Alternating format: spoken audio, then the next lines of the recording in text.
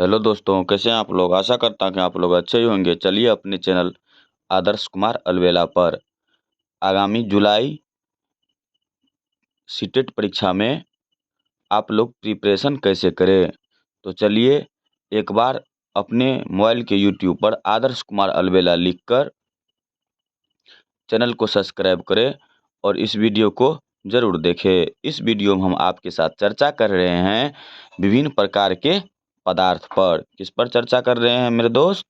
तो विभिन्न प्रकार के पदार्थ पर। चलिए विभिन्न प्रकार के पदार्थ का एक एक्सरसाइज हम लोग हल करके देखते हैं, जो बिहार सुपर टेट और सीटेट परीक्षा के लिए बहुत बहुत अनिवार्य है। तो चलिए आगे बढ़ते हैं। तो चलिए, तो क्या है?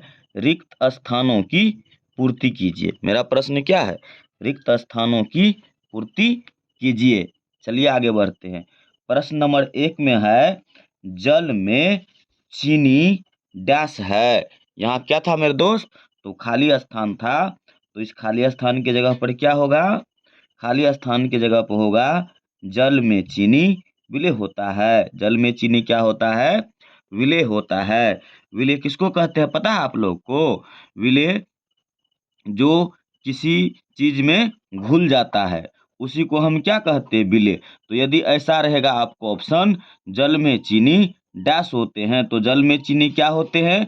विलय होते हैं। इसी को ऑब्जेक्टिव में आप कैसे बनाएंगे? जल में चीनी डैश होते हैं, विलय होते हैं, विलायक होते हैं, दोनों होते हैं, इनमें से कोई नहीं। तो इसका आंसर क्या होगा? जल में चीनी क्या होते हैं? विलय होते हैं। फिर क्या है? सेकेंड प्रश्न है, पर डैश पदार्थ से होकर प्रकाश अंशतः पार करता है। किससे होकर के पता है? पदार्थ पारभासी पदार्थ से जो है, किससे? पारभासी पदार्थ से होकर प्रकाश अंशतः पार करता है। बात समझ में आया कि नहीं आया? क्या कुछ गैस जैसे जल में क्या होते हैं? कुछ गैस जैसे जल में विलय होते। कुछ गैस भी है जो जल में मिले मिले होते हैं। बात समझ में आ रहा है कि नहीं? कुछ पदार्थ ठंडे पानी में कम और गर्म पानी में अधिक घुलते हैं। बात समझ में? यदि आपको इस तरह का क्वेश्चन रहे तो आप आसानी से क्या कर सकते हैं? हल कर सकते हैं। कुछ पदार्थ ठंडे पानी में कम और गर्म पानी में अधिक घुलते हैं। तो चलिए अब दूसरा टाइप क्वेश्चन। किस टाइप क्वेश्चन? दूसरा टाइप क्वेश्चन। स्तंभ अ का स्तंभ ब से सही मिलान कीजिए। बात समझ में आ रहा है जी? स्तंभ अ का स्तंभ ब से क्या कीजिए? मिलान कीजिए। तो चलिए, तो क्या है स्तंभ अ स्तंभ ब? स्तंभ अ में है 1 नंबर, चलिए क्या है? विलय, अविलय। नंबर 3 घोलक या विलायक, चमकने वाला पदार्थ, जल में विलीन गैस। इधर क्या है? नमक, चीनी, पराय धातु होते हैं, ऑक्सीजन, लोहा, रेत आदि। जल। तो क्या करना है? इसको मिलान करना है, कुछ नहीं। यदि आपको कंसेप्ट है तो आप आसानी से मिलान कर सकते हैं। चलिए आगे बढ़ते हैं। क्या है? विलय। तो इसमें चेक कीजिए, तो विलय मतलब घुलने वाला पदार्थ। अब इस ऑप्शन में खोजेंगे कि कौन घुलने वाला है। तो चलिए, इसका तो सामने में ही है क नंबर, नमक, चीनी। तो 1 नंबर का क हो जाएगा। मिलान करने वाला में बहुत लोग घबरा जाता है कि नहीं, सामने सामने इसका आंसर दिया हुआ नहीं। ऐसा कोई बात नहीं, आपके सामने में देखिए, यहाँ डायरेक्ट मिल गया। 1 नंबर का 1 नंबर में मिल गया। तो क्या लिखेंगे? 1 का क, विलय का क्या था? नमक और चीनी। दूसरा में क्या है? अविलय। अ मतलब नहीं, विलय मतलब घुलने वाला, जो नहीं घुलता है। तो इसमें चलिए, तो कौन है नहीं घुलने वाला? एगो लोहा, एगो रेत। क्या पानी में उसको दे देंगे लोहा को तो पानी में घुल जाएगा? नहीं घुलेगा। तो क्या हुआ? नहीं, अविलय क्या हो गया? लोहा, रेत आदि। फिर क्या है? घोलक और विलायक। घोलक जिसमें कोई पदार्थ घुलता है, जिसमें कोई पदार्थ घुलता है उसी को क्या कहते हैं? उसी को कहते हैं घोलक या विलायक। तो जल, जल क्या है? घोलक है। जल क्या है? घोलक है। केरोसिन तेल क्या है? घोलक है। बात समझ में आया कि नहीं? फिर क्या है? चमकने वाला पदार्थ। चमकने वाला पदार्थ ऑप्शन में क्या है? नमक, ये तो हो गया है। तो चमकने वाला पदार्थ क्या होता है? प्रायः धातु होते हैं। कहाँ है ऑप्शन प्रायः धातु? खोज लेंगे। चलिए ख नंबर में तो क्या होगा चमकने वाला पदार्थ का आंसर? ख चमकने वाला पदार्थ का क्या होगा? तो चमकने वाला पदार्थ का होगा प्रायः धातु होते हैं। बात समझ में आया कि नहीं आया?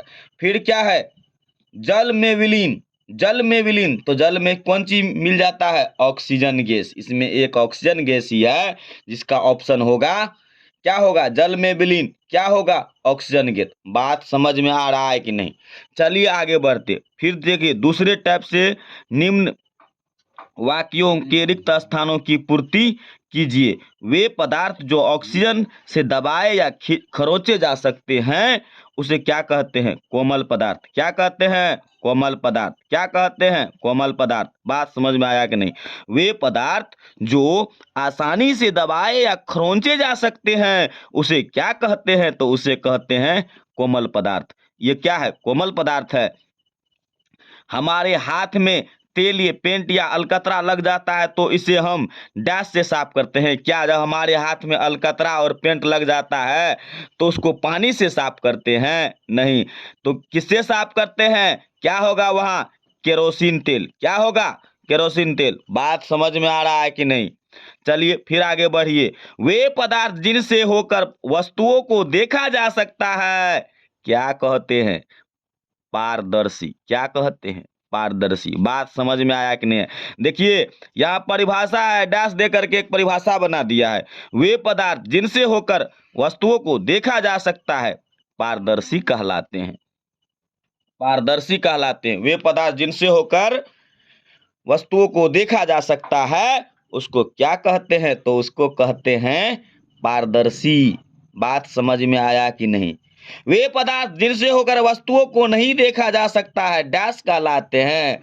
अरे देखा जाता है तो पारदर्शी और नहीं देखा जाता है तो अपारदर्शी। बात समझ में आया कि नहीं? पानी पर तैरने वाली वस्तुएं डैश तथा पानी में डूब जाने वाली वस्तुएं डैश होती है। तो पानी में तैरने वाली वस्तुएं हल्की। हल्की कैसी? हल्की तथा पानी में डूब जाने वाली वस्तुएं भारी होती है। यह आपको जो बताए हैं मेरे दोस्त, यह आपके बिहार बीटीसी बुक के चैप्टर नंबर 4 के अभ्यास पाठ है। तो इस वीडियो को देखना ना भूले और चैनल को सब्सक्राइब जरूर करें। Thank you.